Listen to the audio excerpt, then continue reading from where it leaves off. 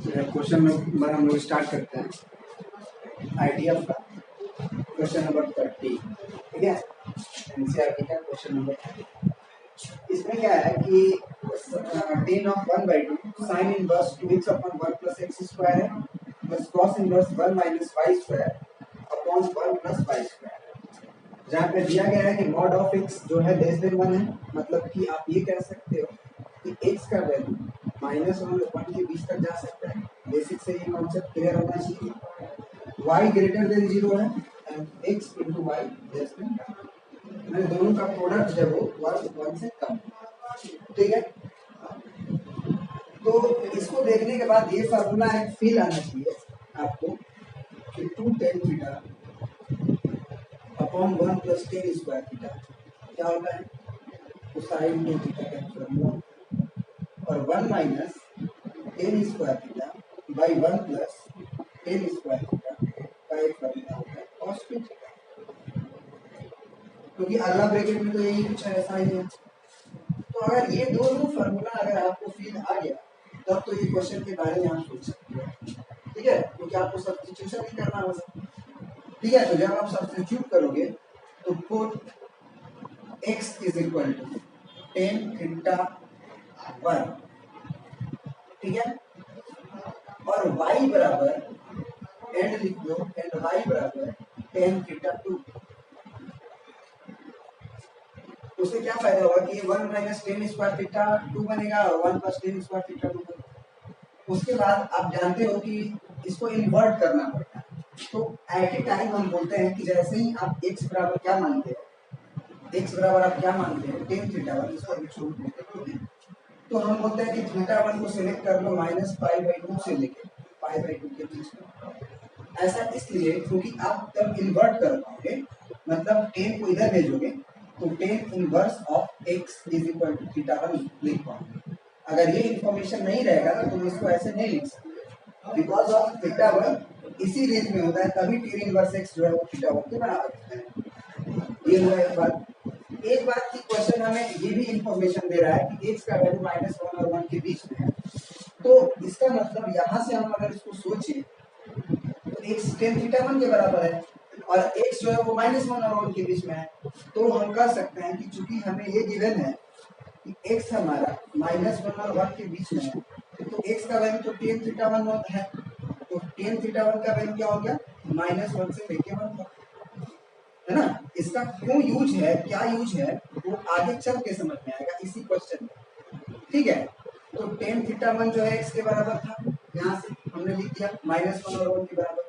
अब थीटा 1 अगर -90 डिग्री से 90 डिग्री के बीच में है, तो उसमें जो है अगर हम tan थीटा का ग्राफ देखें तो ये होता है -π/2 और ये होता है π/2, इसमें भी छूने की टेंडेंसी रखता है, तो ये हुआ -π/4 और ये π/2।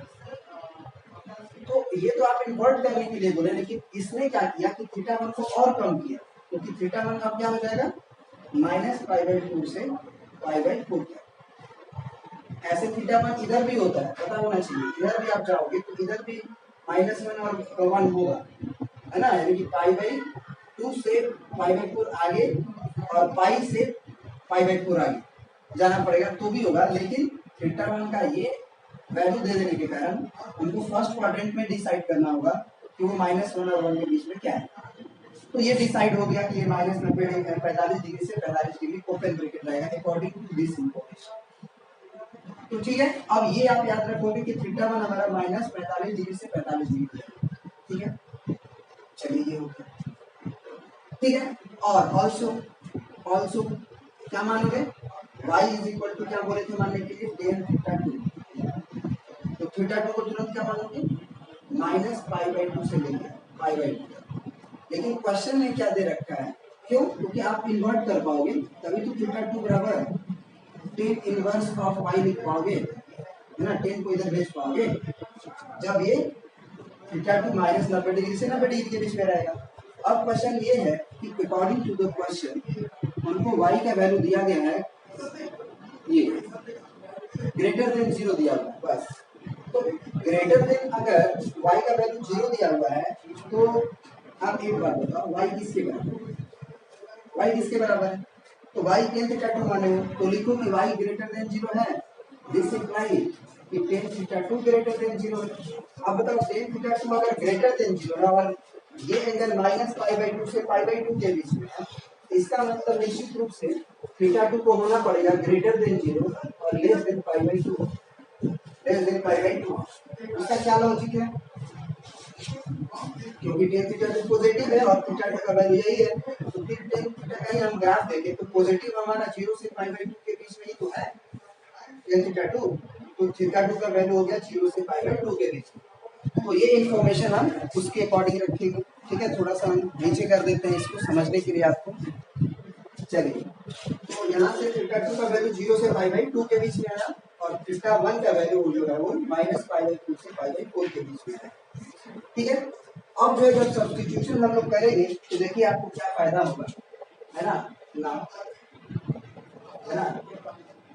मतलब इसको आप इक्वेशन नंबर 1 मानिए तो लिखेंगे 1 इम्प्लाई, तो 1 जब इम्प्लाई होगा तो क्या होगा, टेन ऑफ 1 बाई टू और under bracket sign inverse 2 of x को आप थीटा 1 माने हो तो tan theta 1 upon 1 plus tan square theta 1, फिर बीच में है प्लस, फिर कॉस इनवर्स है। ठीक है, फिर क्या है, कॉस इनवर्स है, इसको भी लिखते हैं। तो कॉस इनवर्स ऑफ आपका हो जाएगा 1 minus tan square theta 2 upon 1 plus tan square theta 2।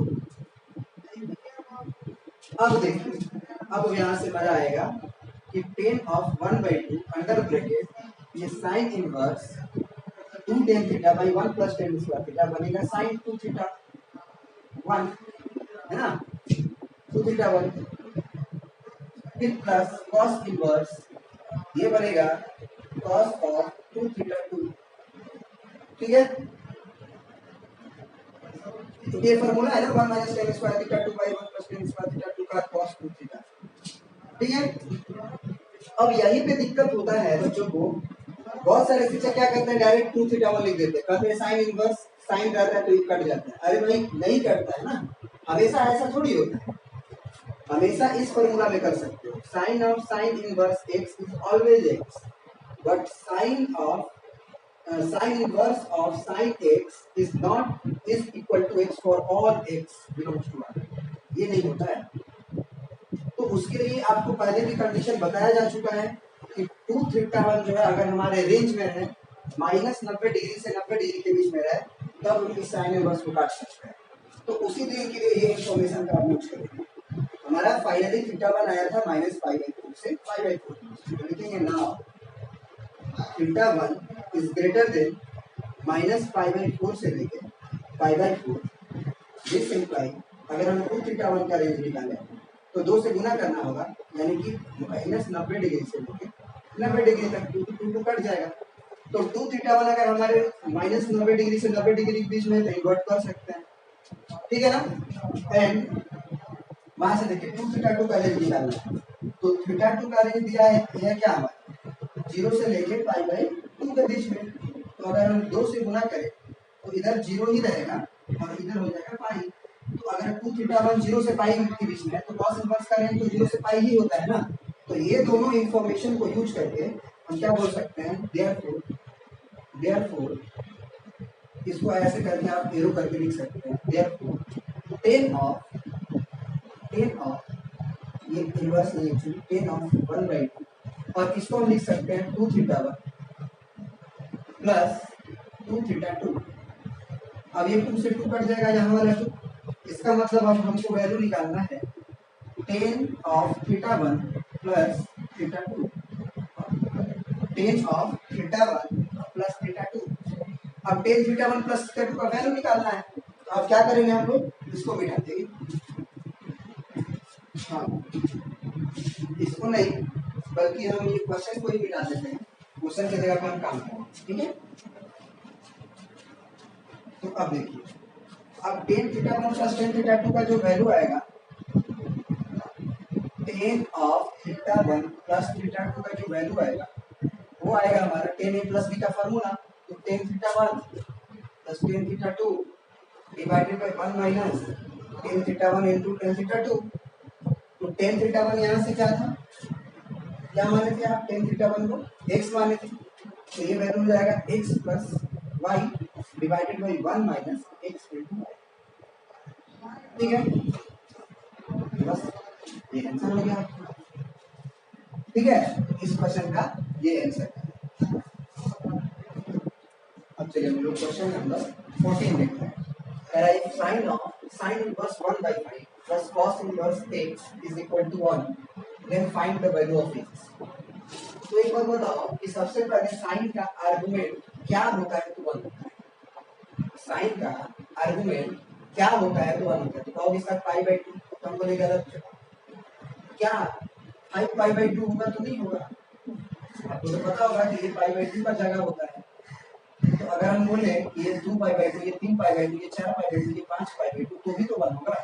इसका मतलब ये 5 पाई बाई 2 हो जाएगा तो भी 1 होगा। ये तो बात क्लियर है। लेकिन ये कभी 5 पाई बाई 2 हो ही नहीं सकता। आप कहोगे सर कैसे, तो हम बोलेंगे ये देखो ये एक एक्यूट एंगल है, वो 0 और 90 डिग्री के बीच में रहेगा। ठीक है, 0 और 90 डिग्री के बीच में रहेगा। अब इसका मैक्सिमम जो वैल्यू होता है वो पाई होता है। इसका मैक्सिमम वैल्यू जो होता है वो पाई होता है, क्योंकि ये 0 से पाई तक जाता है। ठीक है, तो अगर हम बोले कि दोनों मिल के 1 अगर मतलब 5 पाई बाई 2 ला रहा है तो क्या ऐसा पॉसिबल है, तो नहीं पॉसिबल। क्यों, क्योंकि अगर ऐसा पॉसिबल होगा तो निश्चित रूप से इसे पाई होना पड़ेगा। इसे क्या होना होगा, पाई होना पड़ेगा। और ये अगर पाई होगा तो उसी समय इस एंगल को पाई बाई 2 होना पड़ेगा। तब जो है पाई प्लस पाई बाई 2 का वैल्यू क्या हो जाएगा आपका। वैसे भी पाई प्लस पाई बाई 2 की वैल्यू 5 पाई बाई 2 नहीं होने वाला है, 3 पाई बाई 2 ही होगा। तो 3 पाई बाई 2 तो यही रह जाओगे ना। तो इसका मैक्सिमम वैल्यू लेने के बावजूद भी अगर ये पाई बाई 2 होगा तब जो है ये 3 पाई बाई 2 तक पहुंच रहा है। तो ये 5 पाई बाई 2 तो कभी पहुंचेगा ही नहीं। और वैसे भी ये पाई बाई 2 हो नहीं सकता है, क्योंकि साइन इनवर्स 1 तो है नहीं। अगर साइन इनवर्स 1 रहता है तब तो 1 पाई बाई 2 होता है ना। इसका मतलब ये अंदर वाली क्वांटिटी ये तो फिक्स हो गई कि ये जो होगा वो 0 और पाई बाई 2 के बीच के एंगल पे ही होगा। तो इसलिए x का वैल्यू हमको क्या रखना होगा, तो एक फॉर्मूला सब्सट्रैक्ट करना चाहिए आपको कि साइन इनवर्स ऑफ x और cos इनवर्स ऑफ x क्या हो जाता है, पाई बाई 2। कब, जब ये आर्गुमेंट सेम होगा।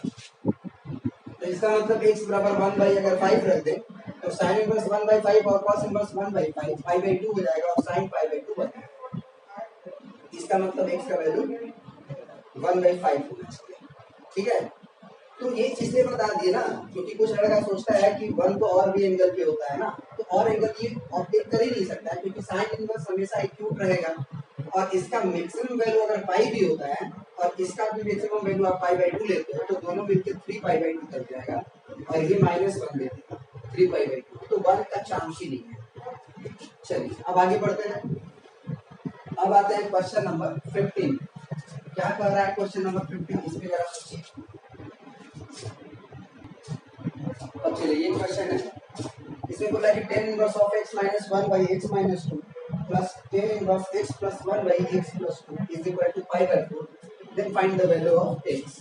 इसमें आप जो फॉर्मूला जो हम पढ़ाए हुए हैं, जो कंफ्यूजिंग फॉर्मूला आता है विद कंडीशन, उसको यहाँ नहीं लगा पाऊंगे क्योंकि उसके लिए कंडीशन होता है और इसको चेक कर पाना x का इनटू इसका वैल्यू का लेस देन 1 है कि नहीं, ग्रेटर देन 1 है कि नहीं, थोड़ा सा दिक्कत होगा, कन्वर्शन होगा। आप चेक करने की कोशिश भी कर सकते हो, हमको तो नहीं लग रहा है काम करेगा वो।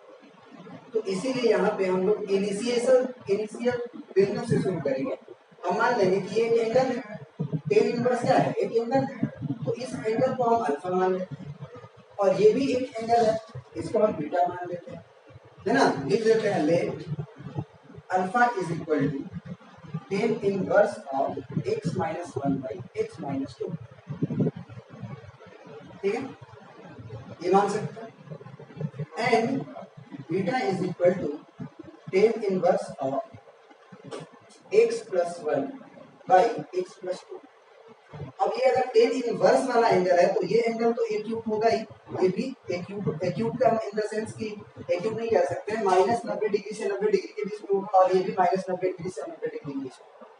तो अगर हम दोनों तरफ tan ले लें, दोनों तरफ tan ले लें तो ये बनेगा tan अल्फा, ये बनेगा tan अल्फा, और यहाँ बनेगा tan ऑफ tan इनवर्स। तो हम बताए थे कि tan ऑफ tan इनवर्स अगर आता है तो वो ऑलवेज x के इक्वल हो जाता है। तो हम यहाँ पे हम क्या कर सकते हैं कि ये जो वैल्यू होगा tan अल्फा वो x-1/x-2 के बराबर होगा। उसी तरह से यहाँ जो होगा tan बीटा का जो वैल्यू होगा वो हो जाएगा x+1 डिवाइडेड बाई x+2 के बराबर। ठीक है, इस बात को ध्यान रखिए। यहाँ पे ये भी ध्यान रखिएगा कि अल्फा और बीटा का जो रेंज होगा वो कहाँ से कहाँ तक हो सकता है, तो -π/2 से लेके π/2 तक, और बीटा भी -π/2 से लेके π/2 तक। अब इस क्वेश्चन को बनाते हैं, क्वेश्चन को बनाते हैं इन द सेंस कि क्वेश्चन अब बन जाएगा, मतलब अगर इसको आप इक्वेशन नंबर 1 मान रहे हो तो 1 बन जाएगा आपका alpha plus beta is equal to π/2। अब कोई एंगल में हम tan तो ले ही सकते हैं, तो taking tan both side, taking tan both side, क्योंकि एंगल में तो हम कभी भी tan ले सकते हैं बोथ साइड। अब अगर हम tan लेंगे तो अब ये क्या बनेगा बताना, ये बनेगा tan of alpha plus beta is equal to tan of π/4। तो यहां से हम क्या लिखेंगे, tan अल्फा प्लस बीटा का वैल्यू, तो वो लिखेंगे tan alpha plus tan beta divided by 1 minus tan alpha into tan beta, tan beta लिखेंगे। सॉरी पता नहीं ये वीडियो रुका हुआ था, हम पढ़ा दिए इसलिए मिटाना पड़ा। यहाँ से हम लोग tan अल्फा का वैल्यू देख सकते हैं, tan कितना है x-1/x-2, यहाँ x-1/x-2 फिर प्लस tan बीटा यहाँ से x+1 और x+2 और डिवाइडेड बाई यहाँ से 1 माइनस tan अल्फा का वैल्यू हो गया x-1/x-2 और into x+1/x+2 is equal to 1। अब यहाँ से पता है कि आप एलसीएम लोगे यहाँ का और यहाँ का, तो x-1 x+2 का मल्टीप्लाई होगा तो वो गुना कट के खत्म हो जाएगा। इसका गुना इसमें होगा तो आप करोगे एक्चुअली, तो x का x में करोगे x² प्लस 2 और -1 प्लस x होगा और माइनस का 2 होगा, फिर प्लस x+1 का इसमें गुना करोगे तो x² होगा, फिर -2 और +1 -x होगा, फिर -2 होगा डिवाइडेड बाई x-2 और x+2 का गुना होके 1 में गुना होगा, तो इसका गुना होगा एक्चुअली a + b - b के तोड़ो तो a² - b² और माइनस इसका इसमें गुना करोगे तो ये x-1 x+1 तो ये भी a² - b² is equal to 1। अब अगर देखें तो ये प्लस x और माइनस x कटेगा, यहाँ से प्लस x² माइनस x² कटेगा, तो ऊपर जो रिजल्ट आ रहा है वो आ रहा है x² -4 2x² आएगा क्योंकि दो को x² है, एक यहाँ और एक यहाँ, -2 -4 और नीचे हो गया आपका -3 इज इक्वल टू 1। तो यहाँ से हम कह सकते हैं कि 2x² -4 इज इक्वल टू -3, तो 2x² का वैल्यू आया 1, इसका मतलब x² का वैल्यू आया 1/2, इसका मतलब x का वैल्यू आया ±1/2। अब क्या यहाँ पे आंसर दोनों होगा कि एक होगा, इसका डिसीजन आपको करना है कि क्या ये x का दोनों वैल्यू इसको सेटिस्फाइड करेगा या केवल एक ही करेगा। तो उसके लिए आपको थोड़ा सा सोचने की आवश्यकता है, तो चलिए जरा सोचते हैं। एक काम करते हैं, दोनों वैल्यू को इसमें रख के देख लेते हैं, दोनों वैल्यू को इस इक्वेशन में रख के देख लेते हैं कि ये सेटिस्फाइड कर रहा है, वो हम काम आपको छोड़ते हैं, है ना। 1/√2 भी रख के देखिए और -1/√2 भी रख के, और हम तो कहेंगे कि ऑफ कोर्स ये सॉल्यूशन होना भी चाहिए, है ना, होना भी चाहिए। क्यों होना चाहिए, चलिए हम आपको दिखाते भी हैं कि क्यों होना चाहिए, ठीक है ना। तो इसको मिलाते हैं, चलिए अब एक बार मान लीजिए कि x बराबर अगर 1/√2 रख रहा है तो 1/√2 - 1 वो आप काम कर लोगे, कर सकते हो, रख के देख सकते हो, थोड़ा सा लाभ हो जाएगा क्योंकि इसलिए हम छोड़ रहे हैं। चलिए अब आते हैं हम लोग नेक्स्ट क्वेश्चन पे नेक्स्ट वीडियो, ठीक है, इसमें इतना ही।